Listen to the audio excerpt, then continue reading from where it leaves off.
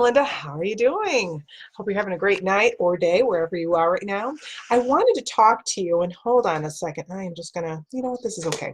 I want to give you a couple simple tips. I shouldn't say a couple, I've got 17 different tips for combating Lyme disease. So in July of 2015, I began to start sharing my story how I mysteriously had this ailment that I didn't know whether I was coming or whether I was going. I had went to doctors, many doctors, had various testing and many diagnoses. But later I was finally given, many months later, the correct label. Now, I feel that I'm very lucky. The reason why is I had a label to put on my disease. There are so many people that are struggling, or just now, after decades of having some sort of disease and chronic ailment, they don't know until decades later, or they never find out. So I feel that I'm very lucky that I know it's Lyme disease, and that was Lyme disease for at least over, at that time, over a decade plus, that I had something to call all the issues that I was having, and it wasn't in my head. So it was really, really nice to actually have that label. And I didn't know what was stealing my life away, but I had something to name it, and that made all the difference to me. While on one hand, I was feeling like elated, and I think I even came on Facebook with a post that said, "Yay, I have Lyme disease," and then the reality set in. It's like, crap, I have Lyme disease, you know. So over the past, since 2015, I've been trying everything within my financial means to do what I could do to help relieve the symptoms that I was experiencing and am experiencing. And my tribe has been wonderful. They've been supportive. They've shared wonderful recipes and remedies and shared research on various things for Lyme once they found out. And they've also shared people. And what I mean by that is, like with the domestic violence, I've had people just refer people to me, and that makes me feel honored. So thank you. Shalom. I appreciate that. So several things I've learned since then about Lyme is, one, Lyme is transferred by other vectors. Now, many people think of Lyme disease, they automatically think, well, I must have got bit by a tick. Not necessarily. There are so many different ways that Lyme can be transferred besides ticks. I myself, and I've shared this before, was exposed on 3 separate occasions. 2 were spiders and 1 was a mosquito. And I only know this because I do remember each time. It's just something out of the ordinary. These things, for me, you don't always get a rash, by the way, too. You don't always get the bullseye. But for me, or the flu-like symptoms. So for me, I did get that bullseye. I did find that critter that infected me, but I didn't think anything of it at the time. I found a squash spider. It was on my hip, my very first time I had gotten it. And even the second time, it was on my thigh. But I did find all these critters. So, I mean, I know I've had some arguments to argue with people saying, well, it could have been, it's only by ticks. No, it's not. It's not. Also, it's not just in certain parts of the country, it's worldwide. So as you kind of dig deep, dark web, whatever you want to call it, you will find a lot more about Lyme than you think. So again, there are other vectors. So please don't just think it's ticks, and please share this. Please share that it's not just ticks. So chronic illness is also very expensive. I learned that many of the treatments, the vitamins, the supplements are not covered by insurance. And also you will, once you tell people that you have this, you more than likely will have folks reach out to you from, and there's nothing wrong with this, so don't think I'm bashing anybody, but people will start saying, well, I work for this company and they have this and they have that. That's fine. I couldn't afford a lot of the different types. And again, I've tried a lot of different things. Cannabis oil, for example, does not work on me. So please don't send me anything. I've already tried, I think 3 or 4, Mr. Austin can remind me, 3 or 4 different types of cannabis oil from different companies, and they don't work for me. So for others, they do find relief from whatever their symptoms are. For me, it don't work. Now, saying that not every treatment works for everyone. Okay, so that's what the purpose of this video is today, to share what helps keep me comfortable. Now, there are still bad days, and yes, there's still things that I need to do to maintain my sanity. And so that's what I'm talking about today. So how often I do these just depends on how I feel. Some of these, such as your liver detox that I'm going to talk about next, I don't do that as regularly. But number one, liver detox, such as your dandelion, your milk thistle. There are other herbs, by the way, and flowers that you can use for a lot of these things that I'm going to mention. But these are things that I use. Now, as an example for dandelion, I was going on Amazon, and a lot of my vitamins and supplements, I did start going on Amazon, finding what I could. I went to different forums to find out what the best was. And again, went to Amazon or local. My doctor referred me some great vitamin shops, compound pharmacists, by the way. And I really enjoy that. If you don't know what a compound pharmacist is, I'm not going to get into details, but it's really a really good way to get some of your medications, your vitamins and supplements.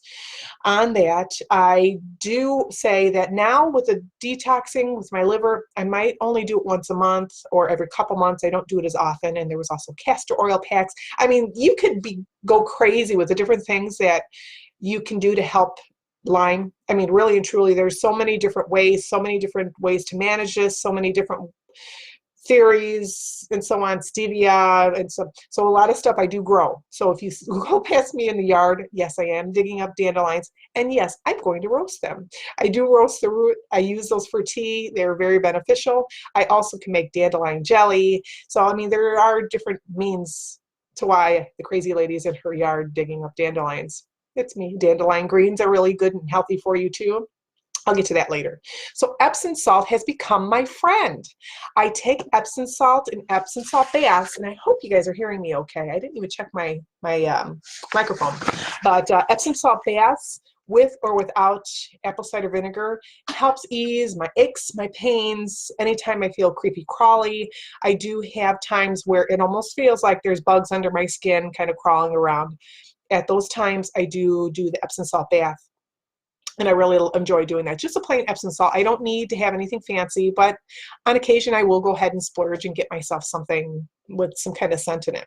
Now, drink water. It helps keep you hydrated and flush your system. And if you don't like water, and many people don't really enjoy it, add some cucumber, maybe some watermelon, some sort of fresh fruit in your water to help. But you really need to flush your body, especially even if you have like fibro. I have that as one of my diagnoses. You need a lot of water with that, which brings me to another one.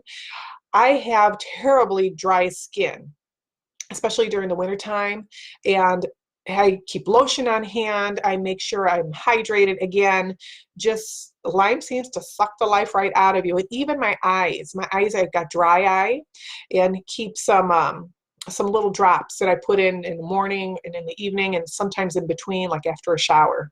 Now, Powerade Zero has become a really good friend to me.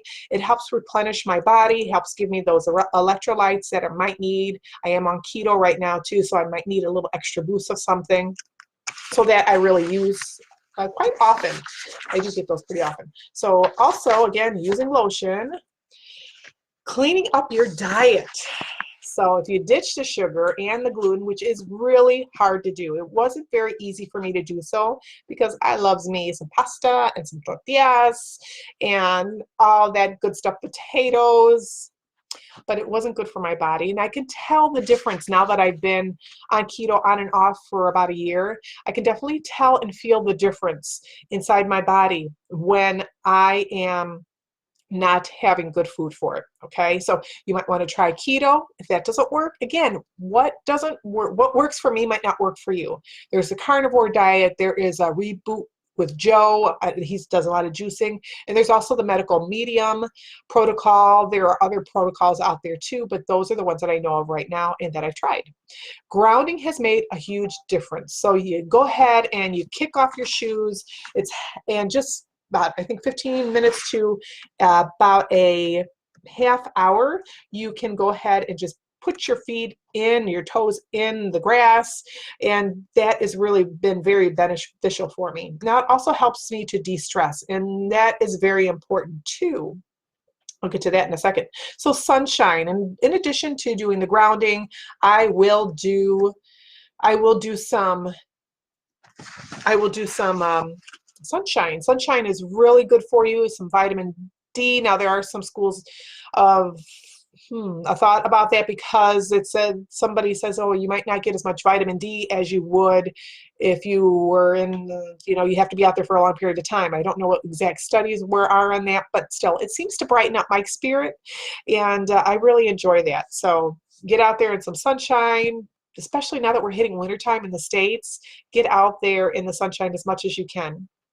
Now, and even ground yourself. You can still ground those toesies in the wintertime, and it's a little chilling, but it's good for you. And I know even the hot and cold showers are good for your body too. Now, the weather, woo, that's another thing that I've noticed with Lyme. The weather, the full moon, and the new moon can make my body really feel bad or very wonky. There's also a 30-day cycle that I've learned about with the Lyme disease, where these little creepy crawlers, these little boogers are what do you call it, repopulating. There's another word for it. I can't think of it off the top of my head. Brain fog. That is definitely symptoms that I suffer from. But anyway, they go through this 30-day cycle of rebirth. What I don't remember. If anybody remembers what the word is I'm looking for, recycle, repopulating, please put it there in the comments. I'd appreciate it. But I didn't know that going into this. I didn't know what havoc they were going to go on and reek in there. They are doing some crazy stuff. So infrared saunas, or a store-bought, if you want to, infrared, just the light, like the heat lamps that you would put on your small animals or on your animals. And just be careful when you do something like that. Don't put it, of course, like by hay. Not that I'm saying you're in the house doing this, you have hay bales in your house, but just be mindful of where you put this, by electricity, by towels, clothing, and so on, because those can get hot. But those infrared lamps, light bulbs that you can get, are really, they do wonders. They really do.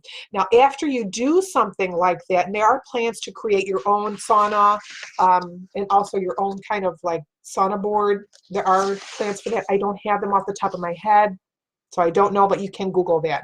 But you will notice a big difference, especially if you do this over time, maybe once a week or twice a week. You'll notice a difference too in how you feel. But you'll also might have, especially with exercise too, something called a Hertz Meyer reaction. Now, this reaction is just that you kind of let your body there go a little wonky with these little critters. You got some die-off going on. Going back to sunshine, if you're on any antibiotics for Lyme, check the side effects. If it might say don't go out in the sun. Now me, I didn't listen. I went out in the sun anyway because I knew it was good for my body, but I did break out like in this tiny rash, and I don't think it was from the sunshine. I think it was just the die-off and so on from these little critters. So they almost look like, for me, they almost look like little blistery guys, and they itch like crazy. And somebody on the women's Lyme disease group, and I don't have the exact name, but I'll put it in the comments later, they suggested to get like the antifungal cream, or not cream, spray, and spray it on your arms or wherever it's bothering you. And I got to tell you, that really worked. It cut down on the itch, and I didn't feel as weird, and so it really helped. So also, in addition to that, let's say I've only got, I think, 1, 2, 3, 4, 5, I think 6 more. So boost your immune system. I noticed, for years, over a decade, I noticed that I seem to get sick at the drop of the hat, but now I'm kind of putting 2 and 2 together, knowing that it's a Lyme. It's really, really decreased my immune system. I get sick if someone looks at me funny, and I'm just joking. That doesn't really happen, but it seems that way. So I boost up my vitamin C. I boost up my D, some elderberry syrup. I make my own, or get the elder flowers to make myself elderflower tea. Now, if you need to wear a mask around this time, especially since we're going to be hitting flu season, wear a mask. But, there's no shame in doing any of that. Wash your hands. I just know that my immune system takes a hit, so I try and make sure that either I don't go out as much, or I use a hand sanitizer wipes on my carts, things of that nature. Exercise has made a world of difference. It helps with energy levels. It also can help you, of course, not feel as tired, but I'll be honest with you, even there are times when I exercise that I need to take a nap. I am just exhausted, and it's not that I'm doing too much. Like I might do a 30 minutes on a stationary bike, or I might do like a Zumba, an easy Zumba. I do what's easy for me, but even though I'm doing like 30 minutes, throughout the whole week or every 3 or 4 days, whatever it is, one day I will just be exhausted. Maybe it's something I did do throughout the day. I'm not sure, but sometimes I need to take a nap, which brings me to naps and sleep. Getting a good night's sleep is vital to recharging yourself, to also allowing your body to repair itself. So 10 minutes, really, if you could take a power nap, that helps. It really does. A good night's sleep does wonders for yourself. Now, I do use Alka-Seltzer Gold when I am having any, when I seem symptomatic for little creepy crawlies too. So maybe I don't have the Epsom salts, so I can't do a bath, but I will go ahead and use the Alka-Seltzer Gold. My local Walmart can get it. They don't stock it, but they can get it in, I think it's like overnight, maybe 2 days, and it only costs maybe $4, $3 or so. It's not very expensive for a pack, I think of 10. I don't quote me on that, I'm not sure, but it's not a lot, and it's pretty easy on the pocketbook compared to some stuff. Now, unplugging has been a lifesaver to me. Now, you might have seen me online quite a bit, but I do know when I've had enough. When I've had enough images that might be too powerful, too distracting, or just negative. And you all know that there are some negative posts out there, and I try not to share too much when I'm doing my own thing, too much sadness and so on. But give yourself a break from the news. I mean, because I didn't realize how stressful, like even my TV shows at that time were. My doctor back then had brought it up to my attention. That was around the time I was still married to my ex, but that was around the time that I was going through a lot of issues with him.